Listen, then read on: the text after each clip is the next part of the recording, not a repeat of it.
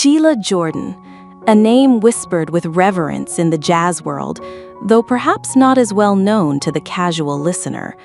For nearly a century, she lived, breathed, and became the music she loved. But when news broke of her death at the age of 96, there was silence, an unusual quiet for such a groundbreaking figure. No cause of death, no official details, just the fact that she passed away at home, reportedly while listening to music.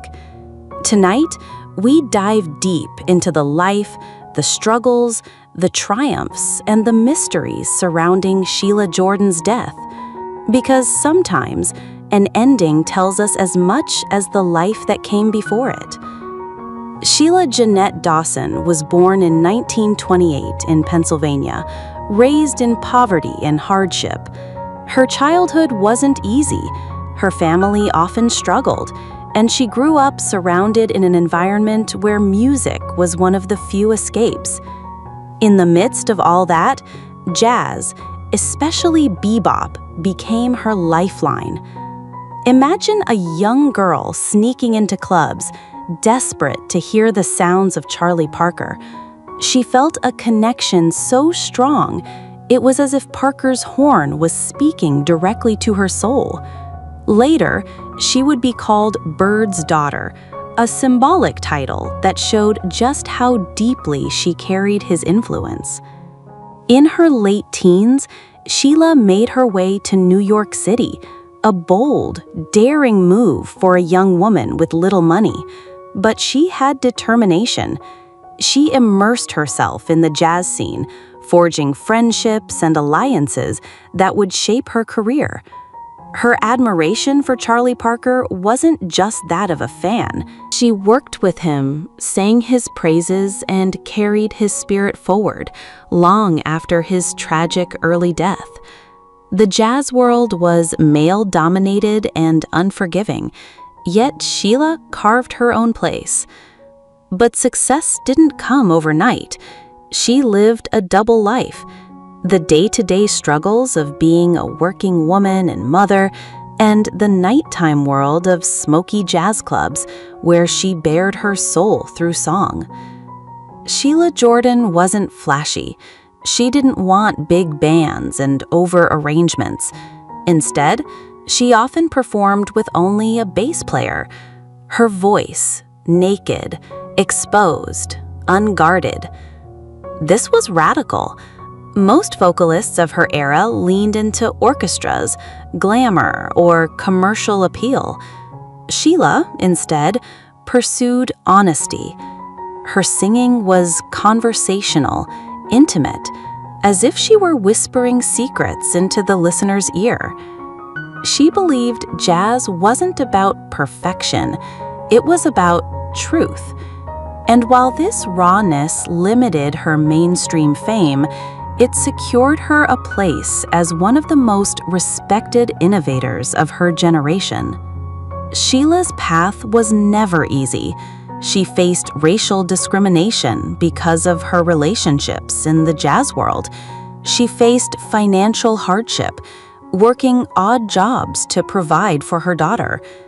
Fame seemed to elude her, while others who took safer routes soared. But what made her different was resilience.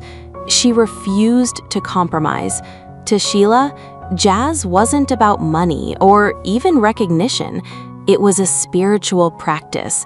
Every note she sang was a reflection of her lived experience. This resilience is what makes her mysterious death feel almost poetic. She lived her life quietly, persistently, and left it the same way. In August of 2025, the world learned that Sheila Jordan had passed away, 96 years old. No details, no official cause of death, just whispers.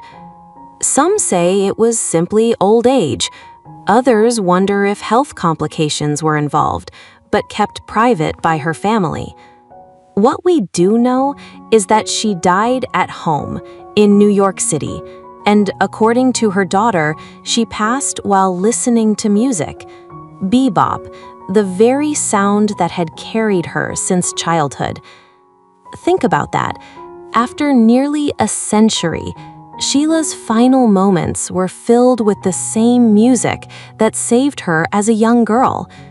It feels less like coincidence and more like destiny.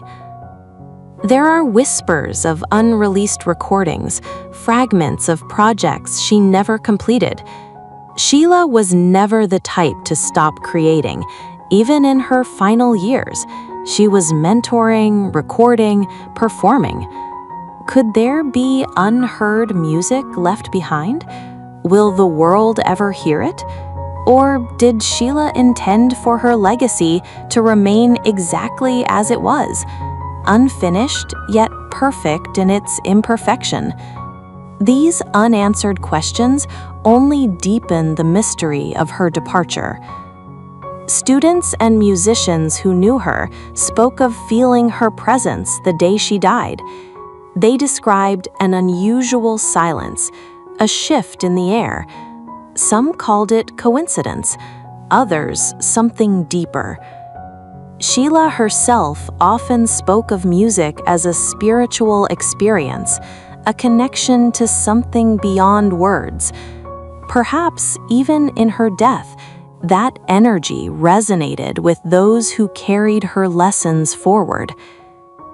Sheila Jordan never reached the commercial heights of other jazz singers, but her influence is undeniable. She mentored generations, leaving her fingerprints on countless voices that came after.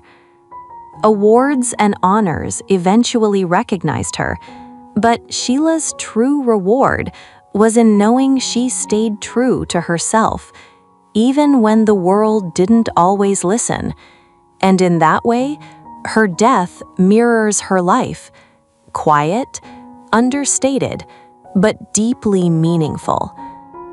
Sheila Jordan's life was a melody of resilience, struggle, and beauty, and her death, a mystery. No cause of death announced, no spectacle, just silence and music playing softly in the background. It feels like the ultimate jazz improvisation, unpredictable, intimate, and deeply human. She didn't fade under spotlights or headlines. She left as she lived, quietly, with honesty, and with music in her heart.